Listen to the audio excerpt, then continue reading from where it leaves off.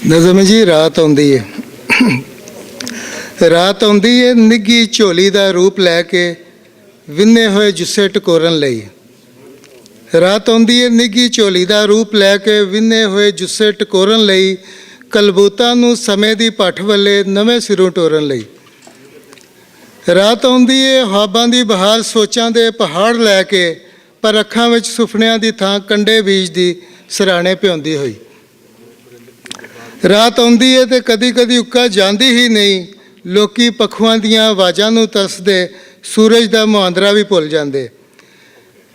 जेड़े हत्थी वो सवेर का स्वागत करते सन उन्हां हत्थां नाल कुप हनेरे अंदर टोक रावां लभदे। रात आउंदी है कूली कूली चांदनी च भुलेखे लैके स्याह बख्तां दे हिस्से दे लेखे लैके लंबे चिरां मगरों भी उहदे हत्थां विच सखणे हत्थ ही दिसदे, कोई दिलासा नहीं हुंदा। रात आउंदी है तो कंबदे हुए परछावियां नूं भी अंदर लुको लैंदी। जिन्ने आदर चानण बख्शे हुंदे हत्थां विच खो लैंदी। रात आउंदी है तो होरे क्यों नींदर रुस जाती। मैं बेवस आसमानां नूं तक्कां गिनती करदिआं तारे भी मुक जाते पर अख नहीं लगती। रात आउंदी है मौत का सुनेहा लैके या फिर खौफ अजिहा लैके जिस नाल हयाती खिड़ना भुल जाती, उमरां की कमाई डुल जाती। उस समय फिर रात आती।